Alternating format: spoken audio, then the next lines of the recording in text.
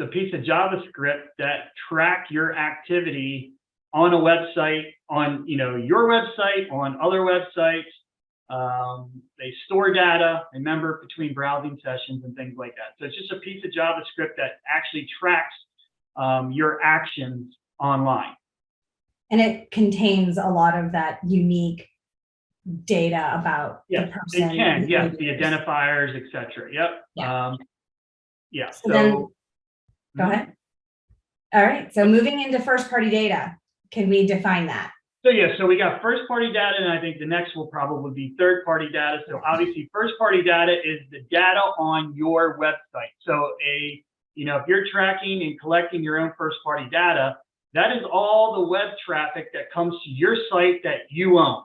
Okay, it's no one else's. And then when you think about third-party data, that is obviously data from other websites that you do not own, that third-party tracking cookies are collecting, storing that data, remembering you between different browsing sessions, and basically just creating that detailed visitor profile on you to give advertisers personalized, targeted advertising and retargeting campaigns. So it's the data from other websites that you're on. It could be ESPN, CNN, any of the news things that you're on, whatever website you're on. Those third-party tracking cookies are collecting that data, storing it up, and then advertisers can go and access that data if they so choose. So to dive into that a little bit further, first-party data is my business's actual information. I own it. And that can include anything from name, email, physical address, phone number,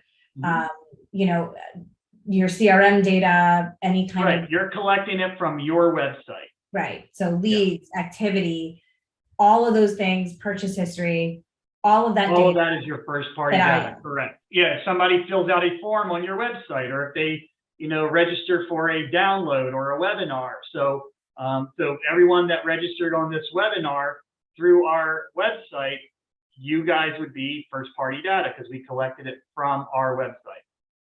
And then third-party data would just be kind of pools of people. I don't know who they are. I'm just hoping and trusting that the company that tells me these are most likely people that I might turn into customers are actually going to be influenced.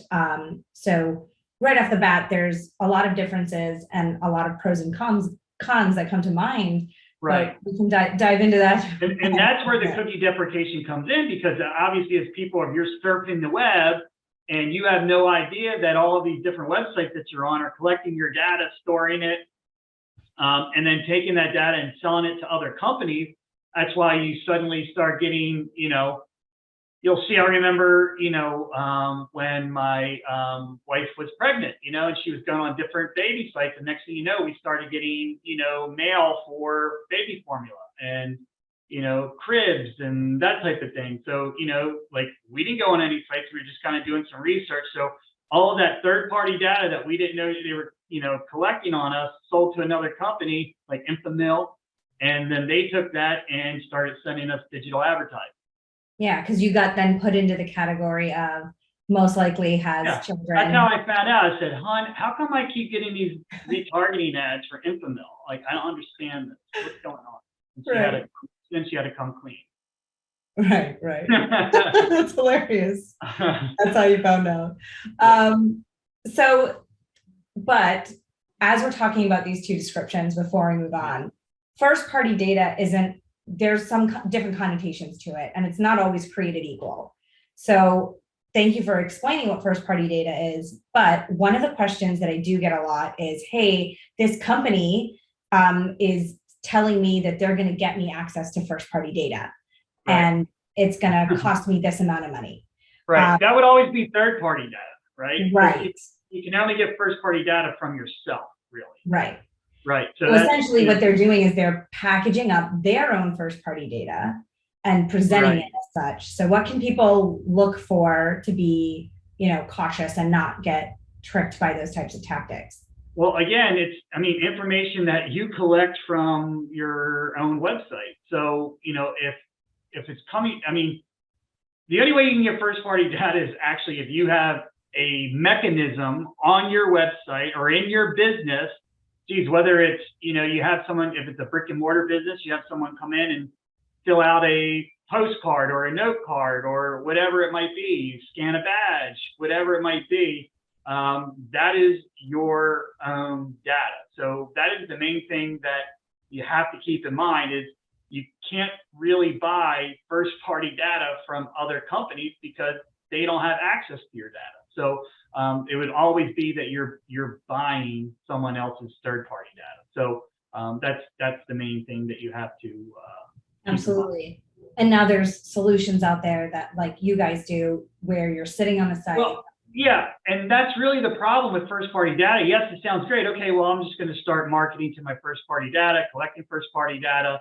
And while we like to say that the first-party data is the new gold rush, the problem is that there's a first-party data famine in that there's not a lot of it out there. So I know a lot of people on this webinar may have, different ways to collect first-party data, whether it's older transactions that you have within your CRM or downloads or however you're collecting your customer data. The problem is that you only have so much of it, and the reason that we would go out and get on the third-party data juice, so to speak, is because there's a lot of that out there, and you need to build up your numbers in order to run your campaign. So it's very important now with the deprecation of third-party cookies, owning that first-party data, that you have a way to build more incremental first-party data from your website, because you need more of it. So while first-party data is super important, there's not a lot out of it. There's not a lot of it, and you need to start. We'll talk about that, some different ways that can help you start collecting more of that first-party data, so that you can, really take advantage of it.